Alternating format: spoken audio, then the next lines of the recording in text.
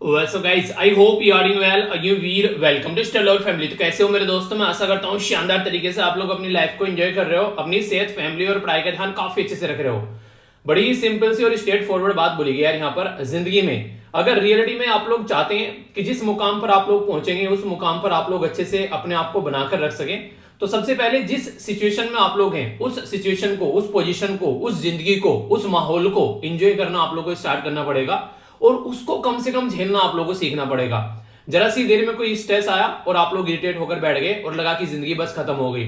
अगर यहां पर आप लोग स्ट्रेस नहीं संभाल पा रहे हैं, जब आप लोग की खुद को संभालने की रेस्पॉन्सिबिलिटी है, यानी कि मुझे बस अपने आप को संभालना है, जब उस चीज को, उस इंसान को, उस सिचुएशन को आप लोग नहीं संभाल पा रहे हैं, जब अकेली एक सिचुएशन है और आप लोग अकेले उसमें खड़े हुए हैं, तो कल को चलकर अगर एक पोस्ट पर आप लोग बैठोगे तो कितनी सारी रेस्पॉन्सिबिलिटी होगी। उसी के साथ में उस पोस्ट पर बैठते आप लोगों की शादी हो चुकी होगी तो परिवार की रेस्पॉन्सिबिलिटी होगी, माँ बाप की रेस्पॉन्सिबिलिटी होगी।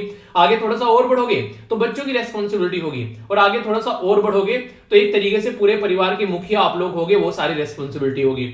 उसके साथ में आप लोगों की जॉब की रेस्पॉन्सिबिलिटी होगी, उसके साथ में एक समाज में इज्जत बेइज्जती वाली रेस्पॉन्सिबिलिटी होगी जो आज के डेट में ज्यादा देखने को नहीं मिलती है। तो उस टाइम पर आप लोग अपने आप को कैसे थामोगे? अगर आज की डेट में आप लोग अपने आप को अकेले को नहीं थाम पा रहे हो तो यार जिंदगी में सबसे पहले अपनी प्रेजेंट सिचुएशन पर फोकस करना स्टार्ट करो। अगर इसको आप लोगों ने थामना सीख लिया तो फिर यार ये ना सीढ़ी होती है, जैसे जैसे एक सीढ़ी खत्म हो गई दूसरी पैर जाता है, फिर तीसरी, और ऐसे ऐसे रास्ता जो होता है कंप्लीट होता रहता है और इंसान अपनी मंजिल पर पहुंच जाता है। सेम सिचुएशन आप लोगों को जीनी स्टार्ट करनी पड़ेगी, समझनी स्टार्ट करनी पड़ेगी, आज की जिंदगी को एंजॉय करना स्टार्ट करना पड़ेगा। तभी जिस पोजीशन पर आप लोग पहुंचोगे उसको संभाल पाओगे, वरना उसको भी छोड़कर भागते हुए नजर आओगे। बहुत सारे लोग आप लोगों ने देखा भी होगा, ठीक है, कई सारे लोग ऐसे होते हैं जो जल्दी ही यहाँ पर जिस आईएएस के लिए लोग तरस रहे होते हैं उसी आईएएस की पोस्ट पर जाकर रिटेट हो जाते हैं और बोलते हैं यहाँ पर करप्शन है और पता नहीं क्या क्या है। तो उन्होंने सोचा होगा कि बड़ी शानदार सी जॉब मिलने वाली है, एंजॉय करने वाले हैं। जैसा आज के दिन दिखता है ना, दुनिया भर की वीडियोस रहते हैं यूट्यूब के ऊपर, आईएएस की एंट्री देखो, आईएएस ऐसा कर रहा है, आईएएस वैसा कर रहा है। रियलिटी में जॉब नहीं दिखाता है कोई, एक हीरोपंती की एक पता नहीं क्या एक अलग सी एक मुहिम चली हुई है यूट्यूब पे कि इनकी एंट्री दिखानी है आईएएस की। मतलब ये दिखाओ ना कि काम कैसे करना है ऑफिसर, ठीक है, उससे सोसाइटी पर इंपैक्ट क्या पड़ रहा है, ताकि उसको देखकर लोग जो है वहां पर उस पोस्ट पर जाए। और ये ऐसी सी चीजें दिखाने से क्या हो रहा है, ऐसी सी चीजें दिखाने से नॉर्मली कि लोग जो होते हैं उनको हाइपोथेटिकल चीजें ज्यादा दिखाई दे रही है, जिस काम को करने के लिए वहां पर इंसान बैठा है वो नहीं दिखाई दे रही है। तो इसके चलते दिक्कतें देखने को मिलती है। तो जिंदगी में हमेशा चीजों की प्रैक्टिकलिटी को समझा करो और ये एक सफर है, इस सफर को एंजॉय करोगे तो मंजिल जो है वो शानदार लगेगी, वरना अगर सफर ही एंजॉय नहीं करोगे तो मंजिल जो है वो बड़ी ही खतरनाक आप लोगों को लगने वाली है। तो ये चीजें आप लोग हमेशा ध्यान रखिए, जिस जगह पर हो उस जगह को एंजॉय करना स्टार्ट करो, ठीक है।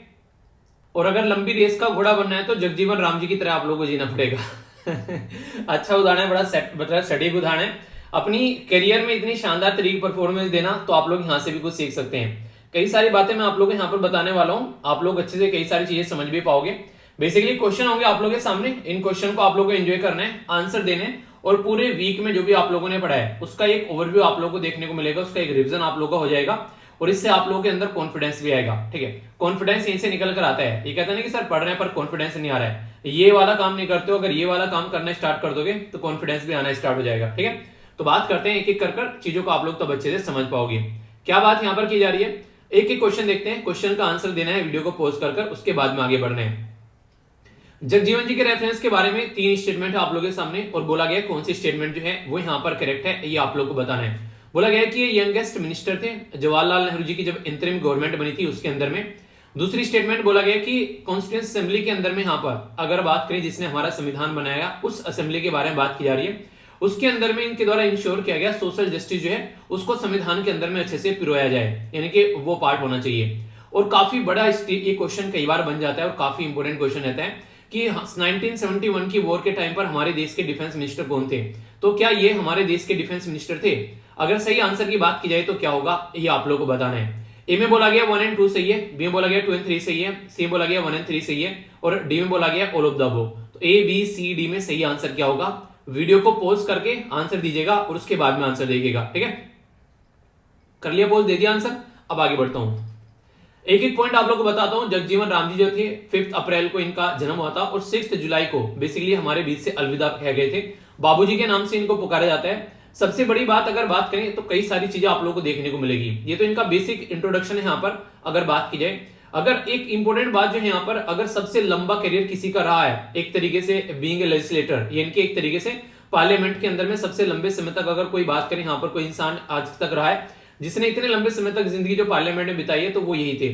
30 साल तक लगभग अगर बात करें यहाँ पर, ये जो इंडियन नेशनल कांग्रेस के मेंबर रहे, और इसके अलावा यहाँ पर अलग अलग मिनिस्ट्रीज इनके पास में आप लोगों को देखने को मिलेगी, लेकर इंतरिम गवर्नमेंट से और लास्ट तक का यहाँ पर ये एक तरीके से शानदार तरीके से इनके द्वारा अपनी परफॉर्मेंस देगी। इवन एग्रीकल्चर मिनिस्टर भी आप लोगों को देखने को मिलेंगे ग्रीन रिवॉल्यूशन के टाइम पर। इसी के साथ में डिफेंस मिनिस्टर यहाँ पर 1971 की वॉर में, ठीक है। तो ये क्वेश्चन कई बार बन जाते हैं। तो ये काफी इंपॉर्टेंट, काफी उम्दा किस्म की पर्सनैलिटी थे जो कि इतने लंबे समय तक लोगों की सेवा करते हुए अपनी जिंदगी जो है वो न्योछावर कर गए। तो इसलिए इनके बारे में जरूर याद रखिएगा। डायरेक्ट क्वेश्चन आप लोगों से पूछा जा सकता है। सारी की सारी स्टेटमेंट जो है वो एकदम करेक्ट है यहाँ पर, तो आंसर डी हो गया, ठीक है। तो कोई भी टॉपिक है उसको अच्छे से आप लोग कवर करना है बिल्कुल इस तरीके से, ताकि कोई भी डाउट आप लोगों के माइंड में न रहे उस पर्टिकुलर पॉइंट को लेकर, ठीक है। ये जो क्वेश्चन होगा नेक्स्ट, ये काफी इंपॉर्टेंट है, मैप बेस्ड क्वेश्चन डायरेक्ट बन सकता है। बात क्या की जा रही है, कुछ इंपॉर्टेंट कम्युनिटीज के बारे में बात की जा रही है, और बन क्या सकता है, ये ऑलरेडी यूपीएससी में 2016 में पूछा गया है। बोला गया कि इनको मैच करके बताओ कि कौन सी स्टेटमेंट जो है वो यहाँ पर करेक्ट आप लोगों को देखने को मिलती है। तो क्या क्या बात बोली गई, तो कम्युनिटीज के बारे में बात की जा रही है, और कौन से देश से रिलेटेड है उसके बारे में बात की जा रही है। कुर्द कम्युनिटी बांग्लादेश से रिलेटेड है, मधेसी कम्युनिटी नेपाल से रिलेटेड है, रोहिंग्या कम्युनिटी म्यांमार से रिलेटेड है। तो सही आंसर यहाँ पर क्या है, ए में बोला गया है 1 और 2 सही है, बी में बोला गया 2 और 3 सही है, सी बोला गया 2 1 सॉरी बी में बोला गया 2 सही है ओनली, सी में बोला गया 2 और 3 सही है, और डी में बोला गया ओनली 3 सही है। तो सही आंसर यहाँ पर क्या होगा अगर इसके बारे में बात करूं, तो ये क्वेश्चन मैंने काफी डिटेल में आप लोगों से डिस्कस किया था जब डेली डिस्कशन हम लोग कर रहे थे।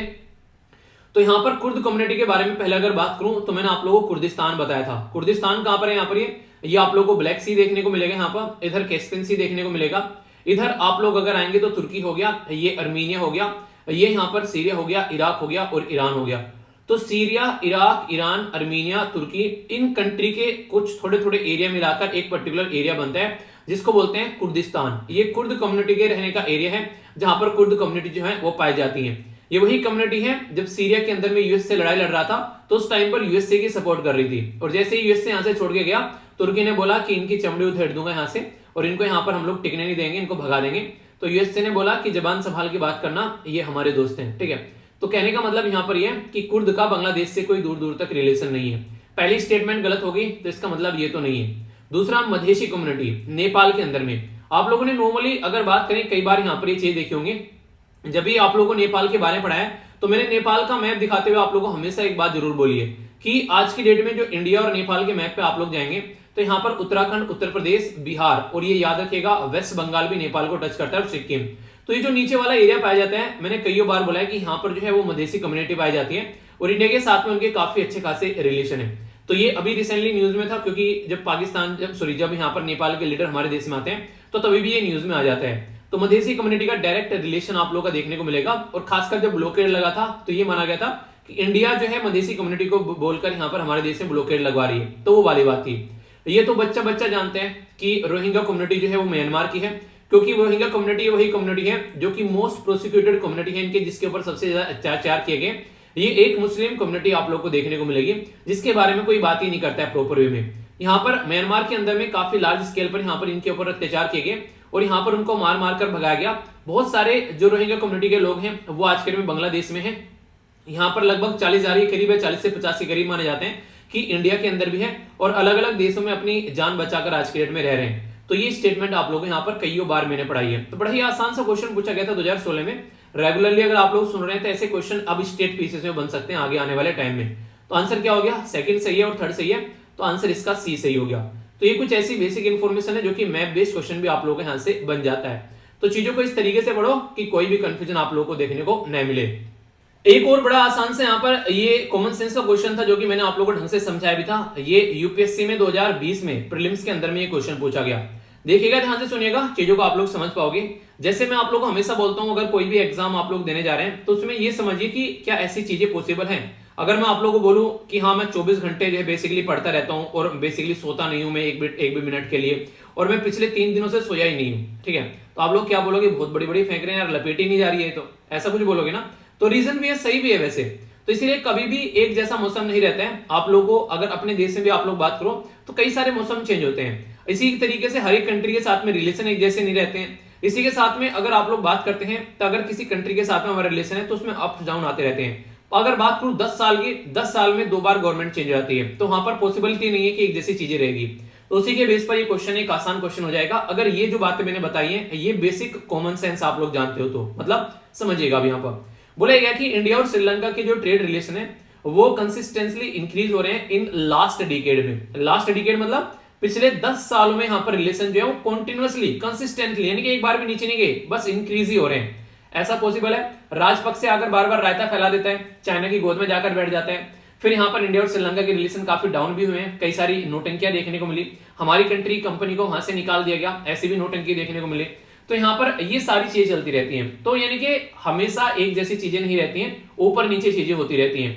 तो ये स्टेटमेंट कैसी होगी? ये स्टेटमेंट बिल्कुल गलत होगी। अगर कॉमन सेंस के बेस पर आप लोगों से कोई पूछे तो ये स्टेटमेंट जो है वो बिल्कुल गलत है। 10 साल तक यहाँ पर किसी के भी कंसिस्टेंटली इंक्रीज जो है वो ट्रेड रिलेशन नहीं रह सकते हैं, है कि नहीं? तो ये स्टेटमेंट यहाँ पर गलत होगी। तो इसका मतलब पहली गलत होगी और दूसरी गलत होगी, ठीक है। इसी के साथ में नेक्स्ट जो बात की जा रही है, ये बात की जा रही है टेक्सटाइल, और इसी के साथ में यहाँ पर टेक्सटाइल आर्टिकल यानी कि कपड़ा और कपड़े का जो भी सामान है यहाँ पर, वो एक काफी इंपॉर्टेंट पार्ट है यहाँ पर ट्रेड का इंडिया और बांग्लादेश के बीच में। ये आप लोग अगर हिस्ट्री आप लोगों ने पढ़ रखी है तो आप लोगों को पता होगा जब हमारा देश आजाद हुआ था तो उस टाइम पर बांग्लादेश और इंडिया जो थे यहाँ पर, जब आज की डेट में जिसको आप लोग बांग्लादेश बोलते हैं उसको पहले यहाँ पर बेसिकली ईस्ट पाकिस्तान बोला करते थे, ठीक है। तो ईस्ट पाकिस्तान जो है उस टाइम पर अलग हो गया हमारी कंट्री से। तो उस टाइम पर यह माना था कि सारी फैक्ट्रीज जो थी, यानी कि जो हमारी मशीन वगैरह थी, वो तो सारी हमारे देश के हिस्से में आ गई, और जो रॉ मटेरियल था वो मैक्सिमम जो था वो बांग्लादेश के अंदर चला गया, ठीक है। आज की डेट में क्या करते हैं, बांग्लादेश के द्वारा लेटेस्ट टेक्नोलॉजी की नई नई मशीनें बनाई गई और अपना शानदार तरीके से कपड़ा उद्योग में काफी बड़ा रोल प्ले करते हैं। तो टेक्सटाइल में बांग्लादेश का नाम आप लोगों को हमेशा देखने को मिलेगा।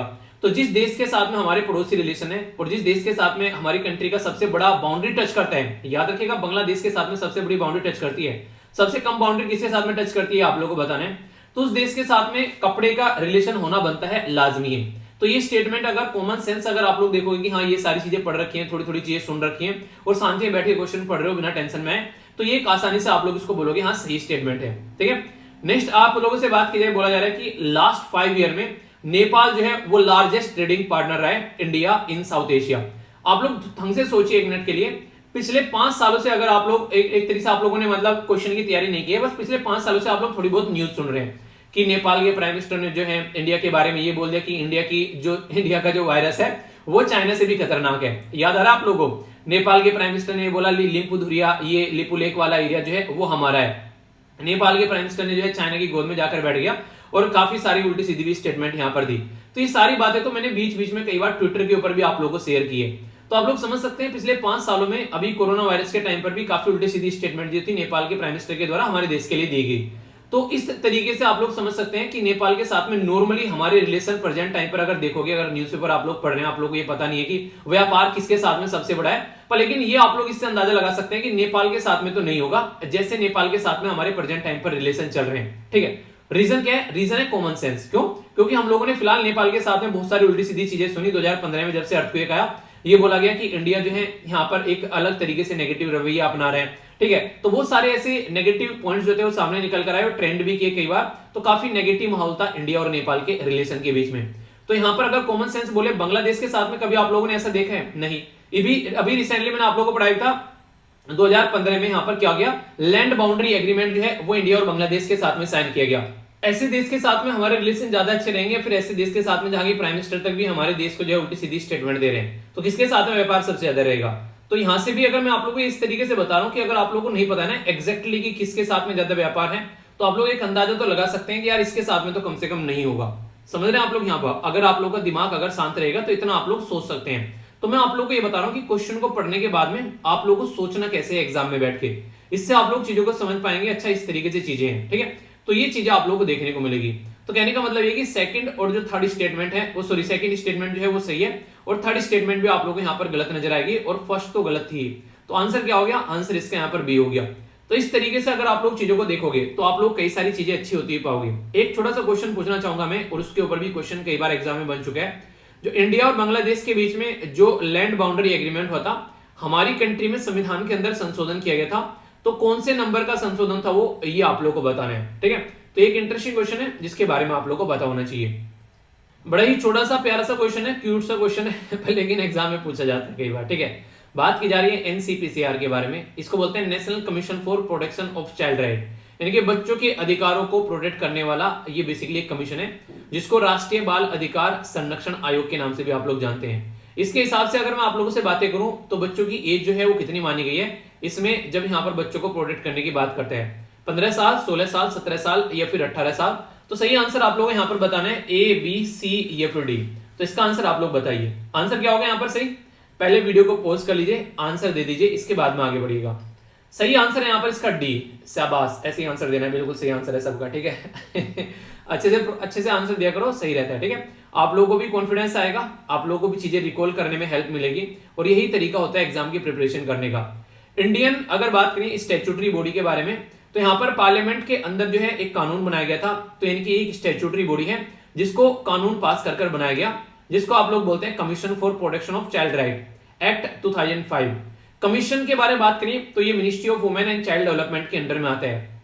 इसी के साथ में कमीशन जो है वो 5 मार्च 2007 से यहाँ पर जो है एक काम करने स्टार्ट कर चुका था। जो भी बच्चों के लिए कानून बनते हैं, कोई पॉलिसीज बनती हैं, कोई प्रोग्राम बनते हैं, या फिर कोई भी चीजें रहती है, संविधान के अंदर क्या क्या बच्चों के बारे में बातें की गई है, यूनाइटेड नेशन ने बच्चों के बारे में क्या क्या बोल रखा है, वो सारी चीजें ढंग से इंप्लीमेंट की जा रही है कि नहीं की जा रही है, भाई साहब ये देखते हैं। ठीक है, यानी कि ये जो है बच्चों के कानूनों के पापा हैं, जो कि यहाँ पर बच्चों के कानूनों के बारे में बात करते हैं, और इनके हिसाब से बच्चा जो है 18 साल से नीचे का इंसान बच्चा माना जाएगा। ठीक है, तब आप लोग बताइए, आप लोग बच्चे हैं या फिर बड़े हो चुके हैं, आप लोग बताइए। इंपॉर्टेंट बात यहाँ कुछ और याद रख लीजिएगा आप लोग। हम भी अगर संविधान के अंदर बात करें तो आप लोगों को पता है आर्टिकल 21A में जब आप लोग जाते हैं तो बच्चों के लिए राइट टू एजुकेशन के बारे में बात की जा रही है, 6 से लेकर 14 साल के बच्चों के लिए, ये इंपॉर्टेंट पॉइंट है। आर्टिकल 24 में आप लोग जाते हैं तो चाइल्ड जो राइट है उसके बारे में बात की जा रही है, खासकर जो लेबर से दूर रखने के लिए, यानी कि चाइल्ड लेबर को खत्म करने के लिए बारे में बात की जा रही है। तो इस तरीके से बच्चों के लिए कई सारे आर्टिकल आप लोगों को देखने को मिल जाते हैं। तो बेसिक चीजें अगर कई सारे इस तरीके से स्टेटमेंट आ जाए, तो अगर आप लोगों को बेसिक इंफॉर्मेशन है कि बोल क्या रहा है और हम लोग को बताना क्या है, तो कोई कंफ्यूजन आप लोगों को देखने को नहीं मिलेगा। तो एग्जाम में बैठकर कंफ्यूजियाना नहीं है, आप लोगों को चीजों को अंडरस्टैंड करके अपना आंसर बताना है। आंसर क्या हो गया, आंसर यहाँ पर इसका डी हो गया। ओके, किस किसने सही दिया था बताइए, तो तार तुक्का मार मुक्का किया था किसने नॉर्मल सी बात है, इनके चीजों के बारे में आप लोगों को बताना चाहिए। ये भी एक सीधी सी स्टेटमेंट है और बहुत ज्यादा न्यूज में क्लाइमेट चेंज के बारे में आप लोगों ने सुना है, क्या क्या दिक्कतें देखने को मिल रही है। हम लोगों ने कई बार बात की यहाँ पर inter governmental panel on climate change के बारे में, जिसको IPCC बोलते हैं। तो यहाँ पर इसके बारे में अगर हम लोग बात करें तो बात की जा रही है, सही एक तरीके से आंसर आप लोग देखिए तो 1988 में यहाँ पर बेसिकली इसको सेटअप किया गया। किसके द्वारा सेटअप किया गया, वर्ल्ड मीटरोलॉजिकल ऑर्गेनाइजेशन के द्वारा, यूनाइटेड नेशन इन्वायरमेंट प्रोग्राम के द्वारा, तो UNFCCC के बारे में आप लोग को यहाँ पर बताना है। सही आंसर क्या है, ए में बोला गया 1 and 2, बी बोला गया 2 and 3, सी बोला गया 1 and 3 और डी में बोला गया all of the above. A, B, C या फिर डी में सही आंसर बताना है। अटेम्प्ट कीजिए, फिर इसके बाद में आंसर देखिएगा। ठीक है, कर लिया अटेम्प्ट, ठीक है, अब आंसर देखते हैं। यहां पर अगर बात करें, ये जो बॉडी थी वो 1988 में यहां पर इसको बनाया गया, उनकी 1988 में इसको बनाया गया, और बनाने वाले इसको 2 थे। यहां पर इसके मम्मी पापा कौन थे, वर्ल्ड मीटरोलॉजिकल ऑर्गेनाइजेशन इसकी मम्मी थी, और यूनाइटेड नेशन इन्वायरमेंट प्रोग्राम इसके पापा थे। उल्टा बोल दिया मैंने, पहले यहाँ पर इसको पापा बताया था, इसको मम्मी बताया था। तो जेंडर में डिस्क्रिमिनेशन नहीं करते हैं, जो भी आप लोगों को मन करे वो आप लोग बना लेना। ठीक है, तो यहाँ पर बेसिकली इन दोनों के द्वारा मिलकर इसको बनाया गया। और इसके इंटरेस्टिंग बात यहाँ पर ये है कि ये अपने आप मेहनत नहीं करता है, दूसरे जो मेहनत कर रहे हैं उसकी मेहनत को एनालिसिस करता है और उसके बारे में बताता है फिर कि कैसे कैसे क्या चल रहे हैं। यानी कि ऑल ओवर वर्ल्ड में जहां जहां पर भी साइंटिस्ट जो है काम कर रहे हैं, उनकी साइंटिस्ट की जो साइंटिफिक रिसर्च है उनको देखता है और उसके बाद में बताता है कि भाई साहब क्या दुनिया में चल रहा है और कैसे इसको सुधारना चाहिए। उसी के बेस पर ये कई सारी रिपोर्ट अपनी प्रस्तुत कर चुका है। अभी रिसेंटली जो लेटेस्ट रिपोर्ट आई, इसकी 6वीं रिपोर्ट थी, ये 2022 में पूरी रिपोर्ट आनी थी, पर लेकिन 2021 में ही प्रेजेंट कर दी गई आधी रिपोर्ट। रीजन क्या था, रीजन था कॉन्फ्रेंस ऑफ पार्टी 26 जो कि नवंबर के महीने में हुई 2021 में। कहां पर हुई, ये हुई ग्लासगो, और ये कहां पर है, ये है यूके यानी कि यूनाइटेड किंगडम के अंदर में। तो यहां पर ये रिपोर्ट इसलिए पहले रख दी गई इसका कुछ पोर्शन, ताकि जो भी यहाँ पर लोग जो जाकर बैठ रहे हैं ना कि हाँ इन्वायरमेंट को सुधारना है, क्लाइमेट चेंज के बारे में बातें करनी है, तो मुद्दा भी तो होना चाहिए। ऐसे थोड़ा ना कि यहाँ पर समोसे खाएंगे, पॉपकॉर्न खाएंगे और निकल जाएंगे। प्रॉपर मुद्दा दिया है यहाँ पर इसने कि ये लो मुद्दा ये है, इसके ऊपर बैठ के बातें करो। ठीक है, तो UNFCCC क्या है यहाँ पर, ये आप लोग को बताना है इसकी फुल फॉर्म। बाकी फर्स्ट और सेकंड जो है वो बिल्कुल करेक्ट है यहाँ पर, तो आंसर इसका ए हो गया। तो इस तरीके से आप लोग चीजों को समझ सकते हैं। देखिए क्वेश्चन को बड़ी ही आसानी से आप लोग कर पाएंगे अगर रेगुलर की वीडियो भी आप लोग ढंग से देख रहे हैं ना, तो कोई भी डाउट आप लोग को देखने को नहीं मिलेगा, पर थोड़ा सा आप लोगों को फोकस रखना पड़ेगा। ठीक है, आगे चलते हैं। ये एक बड़ा ही एक इजी सी स्टेटमेंट है और क्वेश्चन भी आप लोगों से डायरेक्ट बन सकता है। धरती अब्बा के बारे में बात की जा रही है। धरती अब्बा मतलब अर्थ फादर बोल सकते हैं आप लोग यहाँ पर। तो कौन सी ऐसी पर्सनैलिटी है जिनको हिस्ट्री में अर्थ फादर यानी कि धरती के अब्बा बोला गया है? बिरसा मुंडा ए में बोला गया है, बी में बोला गया है, बी में बोला है रानी गाइडिंगलू, ठीक है। तीसरा बोला गया यहाँ पर बेसिकली लक्ष्मण नायक, चौथा बोला गया वीर सुरेंद्र साई, ठीक है। तो आप लोगों को यहाँ पर इनके बारे में पता होना चाहिए कि कौन से यहाँ पर बेसिकली ये थे जिनको अब्बा बोला गया अर्थ का, यानी कि फादर ऑफ अर्थ, ठीक है। तो इसके बारे में अगर स्टेटमेंट बताऊं तो आप लोग क्वेश्चन को अटेम्प्ट कीजिए, फिर आंसर देखिएगा। आंसर अटेम्प्ट कर लेना है पहले जब देखना है, अगर रियलिटी में अच्छे से चाहते हो कि चीजें याद रहे, ठीक है। देख लिया, आगे चलते हैं, आंसर बताते हैं। आंसर वैसे यहाँ पर ये है, पर लेकिन अब एक्सप्लेनेशन देखते हैं। धरती अब्बा या फिर अर्थ फादर यहाँ पर इनको बोला गया, और मैंने आप लोगों को यहाँ पर कई सारी बातें पढ़ाई थी कि यहाँ पर इनके द्वारा अपने समाज को सुधारने के लिए बहुत सारी बातें बताएगी, जैसे कि शराब दारू नहीं पीना है, ठीक है। इंपॉर्टेंस ऑफ प्रेयर समझाया, यानी कि भगवान में थोड़ी देर के लिए अपना जो है मन लगाओ, इससे आप लोगों का दिमाग जो है वो शांत रहेगा। एल्कोहल वगैरह से दूर रहो यहाँ पर, ठीक है। ये सारी चीजें इनके द्वारा यहाँ पर बताएगी ताकि इनका जो प्रोडक्टिविटी लोगों की बढ़ाई जा सके। इनके द्वारा लैंड को लेकर मूवमेंट चलाया गया। यहाँ पर एक मैंने आप लोगों को बताया भी था, इसके बारे में याद रखेगा। ये था यहाँ पर बेसिकली युलगुलान, ठीक है। और यहाँ पर द ग्रेट, इसको टुमलेट भी बोला गया था। इसमें क्या था बेसिकली, इसमें यह था कि बाहर के लोग कोई भी नहीं आएंगे हमारे एरिया में और आकर हमारी जमीन जो है वो नहीं खरीदेंगे। तो इसके चलते छोटा नागपुर टेनेंसी एक्ट पास किया गया था 1908 में, ताकि यहाँ पर नॉन ट्राइबल को यहाँ पर जमीन खरीदने से मना किया जा सके। तो तब जाकर यहाँ पर जो है ये शांति में बैठे थे। तो ये काफी इंपॉर्टेंट इंसिडेंट है, और ये सारे वो इंसिडेंट है जो कि हमारे देश की जो फ्रीडम स्ट्रगल में काफी बड़ा रोल प्ले करके जाते हैं। तो ट्राइबल मूवमेंट्स इन इंडिया, खासकर अगर बात करें अंग्रेजों के टाइम पर, तो ये आप लोगों से क्वेश्चन भी पूछे जा सकते हैं एग्जाम में। तो इसलिए इनके बारे में आप लोगों को पता होना चाहिए, या तो इस मूवमेंट के बारे में पूछ लें, या फिर यहाँ पर जो बिरसायत है ये कौन सा फेथ था, या अर्थ अब्बा ये बारे में एक जो धरती अब्बा, तो ये सारी बातें आप लोगों से पूछी जा सकती है। तो आंसर यहाँ पर इसका ए हो गया। तो देखिए चीजों को इस तरीके से समझ के चलिए ताकि कोई डाउट आप लोगों के माइंड में न रहे, और अच्छे से आप लोग आंसर दोगे तो चीजें लंबे समय तक याद भी रख पाओगे, ठीक है। नेक्स्ट क्वेश्चन की ओर चलते हैं। ये जो क्वेश्चन है, बात की जा रही है कि स्टेट के पास में पावर है टैक्स लगाने की गुड्स एंड सर्विसेज की, कौन से आर्टिकल के अंदर मेंशन की गई। यहाँ पर बिल्कुल ऐसी स्टेटमेंट यूपीएससी में आप लोगों को देखने को मिलेगी। ऐसे आंसर रहेंगे कि आप लोग चकरा जाओगे, ठीक है। 246A, 246B, 279A, 279B। तो सही आंसर क्या है ये आप लोगों को बताना है, तभी आप लोग चीजों को लंबे समय तक याद भी रख पाओगे। तो पहले एक बार इसको अटेम्प्ट कर लीजिए, फिर आप लोग यहाँ पर आंसर देखना, जिससे कि लंबे समय तक याद रख पाओ। तो आंसर इसका ए हो गया। अभी बात कर लेते हैं दो आर्टिकल्स के बारे में। आर्टिकल 246A जो है ये बेसिकली स्टेट को पावर देता है कि टैक्स लगा सकता है गुड्स एंड सर्विसेज के ऊपर, यानी कि जो भी गुड्स है इनके सामान जो है जो कि खरीदना और बेचने की बात आती है, और सर्विसेज जैसे कि मैं आप एज ए टीचर आप लोगों को सर्विस प्रोवाइड करा रहा हूं, ठीक है। तो जैसे कि एक डॉक्टर होता है वो आप लोगों को सर्विस प्रोवाइड कराता है, लॉयर वकील रहता है वो आप लोगों को सर्विस प्रोवाइड कराता है। तो ये होगी एक तरीके से गुड्स एंड सर्विस वाली बातें। तो यहाँ पर ये बात की जा रही है 246 के अंदर में। 279A दोनों में ए ही है, कंफ्यूज मत होना। 279A जो है ये बेसिकली कैसे हम लोग को जीएसटी काउंसिल बनानी है उसके बारे में बात करते हैं। ये वही जीएसटी काउंसिल है जो सारे डिसीजन लेती है, और इसके चेयरपर्सन कौन होते हैं, हमारे देश के फाइनेंस मिनिस्टर जो होते हैं वो इसके चेयरपर्सन होते हैं। तीन तरीके के टैक्स हमारे देश में, जिसको डिवाइड किया गया जीएसटी को तीन तरीके के टैक्स में। एक को बोलते हैं सेंट्रल जीएसटी, दूसरे को स्टेट जीएसटी, और तीसरे को बोलते हैं ड्यूअल जीएसटी, यानी कि सेंट्रल और स्टेट दोनों मिलकर काम करेंगे। तो ये इसके लिए इंपॉर्टेंट कई सारे क्वेश्चन आप लोगों से पास्ट में पूछे गए हैं और आगे भी बन सकते हैं। तो बेसिक चीजें अगर रखोगे याद तो कभी नहीं भूल पाओगे, ठीक है, और अच्छे से एग्जाम में भी क्वेश्चन अटेम्प्ट करके आओगे। तो इसलिए ढंग से चीजों को समझना है, ठीक है। आगे चलते हैं। यहाँ पर ये अभी रिपोर्ट प्रस्तुत की गई थी एशियन डेवलपमेंट आउटलुक के द्वारा। तो इसमें इंडिया की ग्रोथ कितनी थी ये आप लोगों से पूछा था, मतलब कितनी ग्रोथ रहने वाली है 2022 के लिए, ये आप लोगों को बताना था। बोला जा रहा है ए में 7.5, बी में बोला गया 8%, सी में बोला गया यहाँ पर 8.5 और डी में बोला गया 9%। तो सही आंसर क्या है, A B C F D. तो ये आंसर आप लोग बताइए, क्योंकि ऐसे क्वेश्चन फ्रीक्वेंटली एग्जाम में पूछ लिए जाते हैं। अब मैं आप लोगों को एक बार दिखा देता हूं, फिर आप लोग चीजों को अंडरस्टैंड कर पाएंगे। तो आंसर तो हो गया इसका ए, यानी कि 7.5। थोड़ा समझ लेते हैं।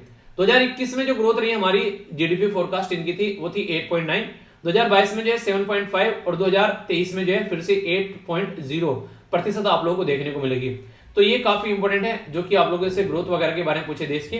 तो ये कुछ बातें हैं जो आप लोग यहाँ पर याद रख सकते हैं, ठीक है। आगे बढ़ते हैं। नेक्स्ट यहाँ पर एक स्कीम है फेम। ये काफी इंपॉर्टेंट स्कीम है और बहुत बार आप लोगों ने इसके बारे में सुना भी होगा, और अगर नहीं सुना है तो मैं सुना दूंगा, टेंशन कहाँ लेनी है, ठीक है। तो हमेशा कोशिश करो कि जो भी ऐसी स्कीम है जो कई बार आप लोगों को न्यूज में देखने को मिलती है, उसके बारे में कुछ तो आप लोग चीजें जो है वो थोड़ा सा याद करके रखो, क्योंकि या तो स्कीम से डायरेक्ट क्वेश्चन बन जाएगा, या फिर आप लोग उसको लिखने के लिए भी यूज कर सकते हो किसी और जगह। तो आप लोग अगर ढंग से चीजों को कवर करोगे तो फिर लंबे समय तक चीजें जो है वो समझ पाओगे। तो इसलिए हमेशा जो है उसको चीजों को अच्छे से कोशिश करो कवर करने की। एक टॉपिक को इस तरीके से कवर कर लो कि आगे भी अगर कोई क्वेश्चन पूछ लिया जाए उससे तो आप लोग जो है उसमें कंफ्यूज आओगे नहीं, ठीक है। तो इस तरीके से आप लोग यहाँ पर चीजें लेकर चलनी है। सबसे पहले तो अगर बात करें यहाँ पर फेम के बारे में, तो इसमें दो चीजें आप लोगों को देखने को मिलेगी। मेनली अगर बात की जाए तो एक तरीके हाइब्रिड सीरीज भी आप लोगों को नजर आती है और इलेक्ट्रिक व्हीकल के बारे में यहाँ पर बात की जाती है। मतलब क्या इसका मतलब यहाँ पर ये पहले आप लोगों को ये बताना है कौन सी मिनिस्ट्री के अंडर में आती है, फिर हम लोग इसके बारे में आगे बात करते हैं, ठीक है। तो यहाँ पर आप लोगों को देखने को मिलेगा ministry of environment, ministry of heavy industry and public enterprise, ministry of commerce या फिर मिनिस्ट्री ऑफ एमएसएमई। तो सही आंसर क्या है पहले आप लोग ये बताइए। तो सही आंसर है यहाँ पर इसका क्या, बी। यहाँ पर बात की जा रही है हैवी इंडस्ट्री और पब्लिक एंटरप्राइज के बारे में। फेम की फुल फॉर्म क्या अगर बात करें तो इसकी फुल फॉर्म है faster adaptation manufacturing of electric and hybrid vehicle, यानी कि जल्दी जल्दी से हम लोग को अडेप्ट करना है और हम लोग को मैन्युफैक्चर करना है जो भी यहाँ पर इलेक्ट्रिक और जो हाइब्रिड व्हीकल है, ताकि देश में हम लोग अपनी चीजों को सुधार सकें। तो ये बेसिकली स्कीम आप लोग यहाँ पर देखने को मिलेगी।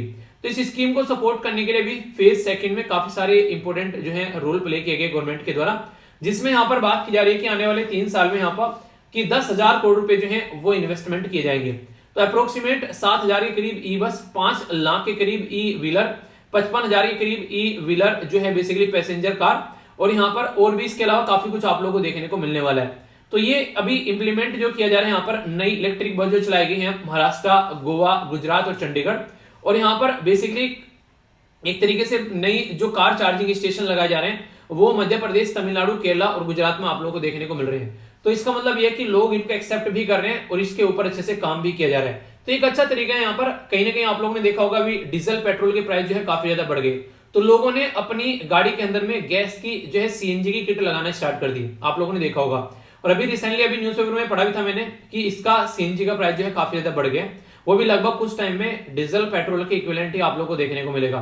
तो यानी ये एक प्रॉपर स्ट्रेटजी रहती है कि लोगों को फोर्स किया जाए कि वो जो है इलेक्ट्रिक व्हीकल की ओर एक तरीके से खिसक जाए, इसीलिए इतना सारा टैक्स यहाँ पर लगाया जा रहा है। अगर इलेक्ट्रिक व्हीकल की ओर एक तरीके खिसकेंगे तो उससे काफी फायदा देखने को मिलेगा।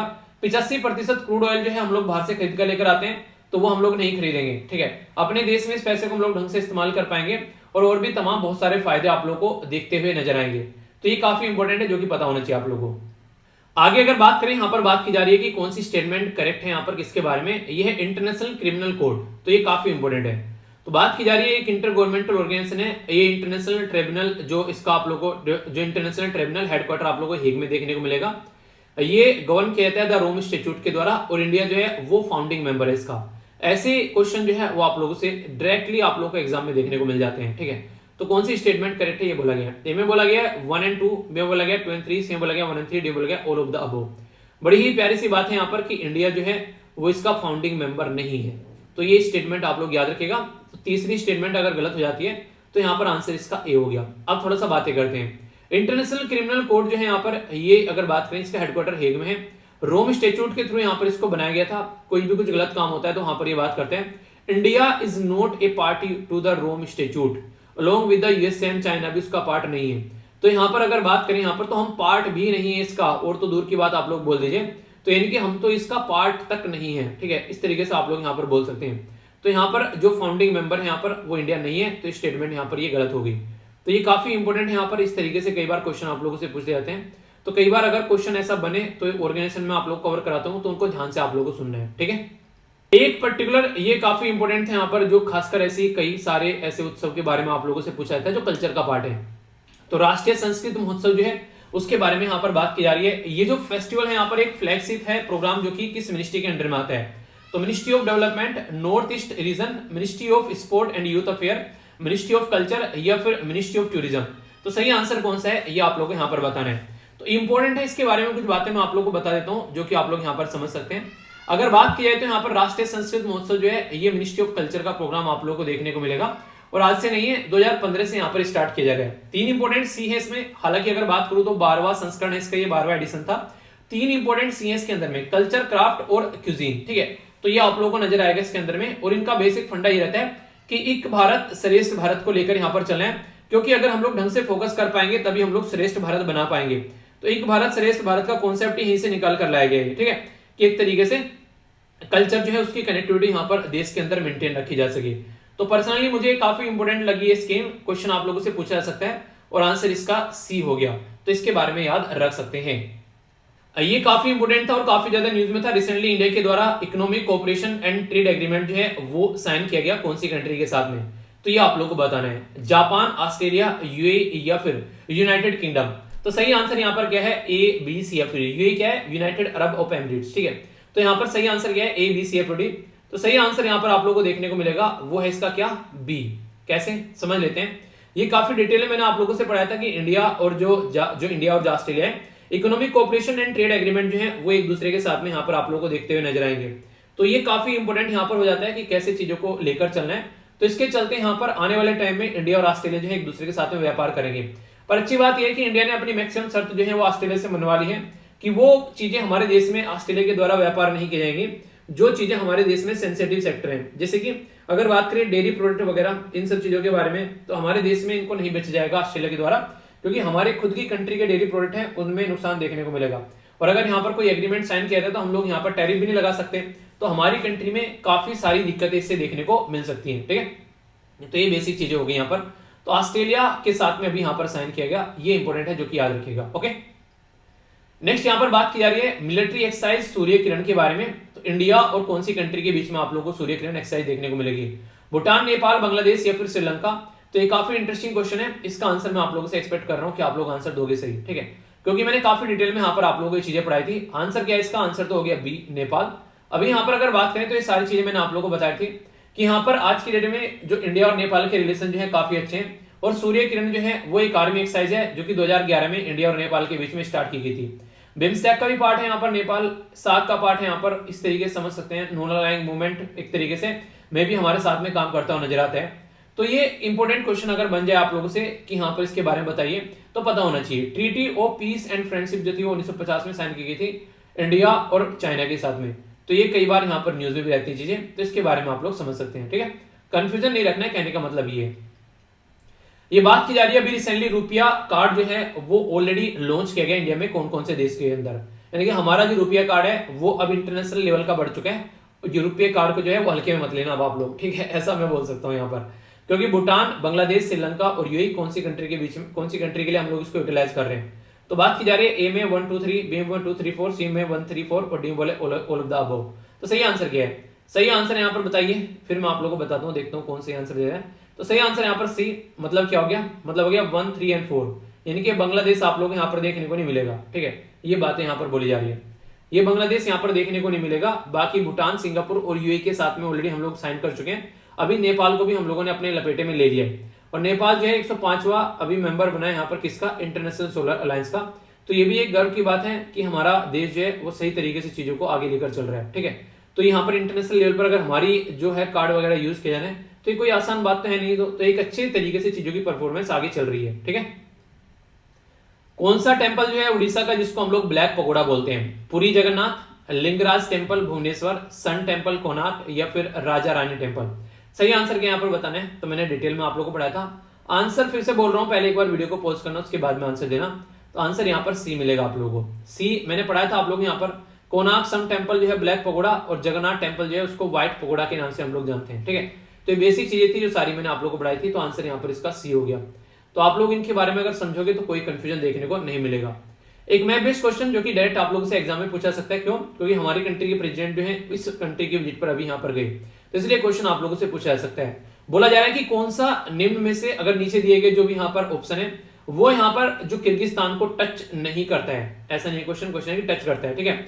तो चाइना, अफगानिस्तान, यहाँ पर बेसिकली तजाकिस्तान और उज्बेकिस्तान। तो इसके बारे में मैंने आप लोगों को बताया भी था यहाँ पर कि अगर मैप में आप लोग देखोगे तो आप लोगों को चीजें नजर में आ जाएगी। ये हो गया कजाकिस्तान, ठीक है, टच कर रहा है, ये हो गया चाइना टच कर रहा है, ठीक है, ये हो गया तजाकिस्तान, ठीक है, इसको समझ सकते हैं। और नीचे हो गया अफगानिस्तान, यानी कि अफगानिस्तान जो है वो यहाँ पर टच नहीं कर रहा है, ऐसा आप लोग यहाँ पर बोल सकते हैं। तो आंसर क्या हो गया यहाँ पर, आंसर यहाँ पर इसका 2 हो गया, यानी कि ऑप्शन यहाँ पर 2 सही है। अगर इसके बारे में आप लोग बात करें कि हाँ ये जो है वो टच नहीं कर रहा है, बाकी 1 3 और 4 टच कर रहे हैं, ठीक है। तो 1 3 और 4 चाइना, तजाकिस्तान और उज्बेकिस्तान। तो ये काफी एक बेसिक सा इंपॉर्टेंट क्वेश्चन था जो कि एग्जाम में कई बार क्वेश्चन की फॉर्म में बन जाता है। एक पर्टिकुलर स्कीम थी, इसका नाम है प्रधानमंत्री गरीब कल्याण अन्न योजना। तो ये जो स्कीम थी यहाँ पर, ये गवर्नमेंट के द्वारा अनाउंस की गई थी 26 मार्च 2020 में। क्योंकि हमारे देश में कोविड-19 की वजह से लॉकडाउन लग गया था, तो गवर्नमेंट नहीं चाह रही थी कि लोग जो हैं वो भूखे मरे यहाँ पर, तो इसके चलते स्कीम लॉन्च की गई। तो बोला गया है कि ये एक फूड सिक्योरिटी वेलफेयर स्कीम थी जो कि अनाउंस की गई गवर्नमेंट ऑफ इंडिया के द्वारा 26 मार्च 2020 में पेंडेमिक को ध्यान में रखते हुए। प्रोग्राम जो है वो ऑपरेट किया था ministry of social justice and empowerment के द्वारा। और तीसरा यहाँ पर ये बोला गया कि प्रधानमंत्री जो बेसिकली गरीब कल्याण योजना है, यहाँ पर ये 5 किलोग्राम राइस और wheat as per the person अगर बात करें, और 1 किलोग्राम जो है यहाँ पर अगर बात की जाए तो उनको बेसिकली चीजें देखने को मिलेगी। तो सही आंसर क्या है यहाँ पर ये बताना है। ए में बोला गया 1 एंड 2, बी बोला गया 23, सी बोला गया 1 3, डी बोला गया ऑल ऑफ द अबव। तो सही आंसर अटेम्प्ट कर लिया, ठीक है। अब आंसर बताता हूँ, आंसर यहाँ पर सी हो गया, यानी कि सेकंड स्टेटमेंट यहाँ पर गलत है।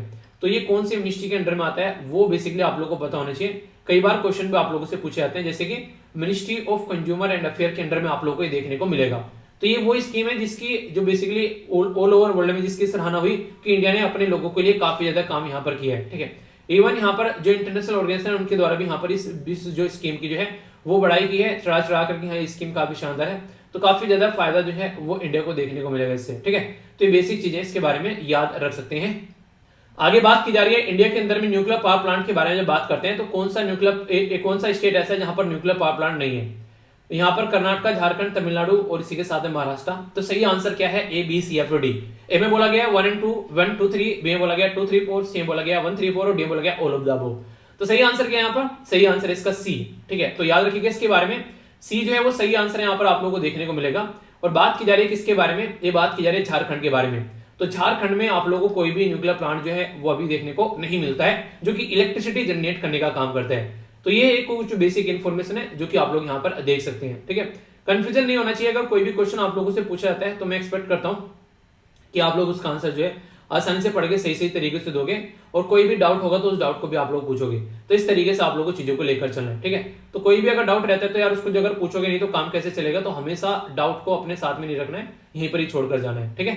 तो ये था टोटल आज का डिस्कशन। तो कैसा रहा आप लोग जरूर बताएगा। जो मैक्सिमम क्वेश्चन थे वो मैंने आप लोगों से यहाँ पर डिस्कस किए ताकि कोई भी डाउट जो है वो आप लोगों के माइंड में देखने को न मिले।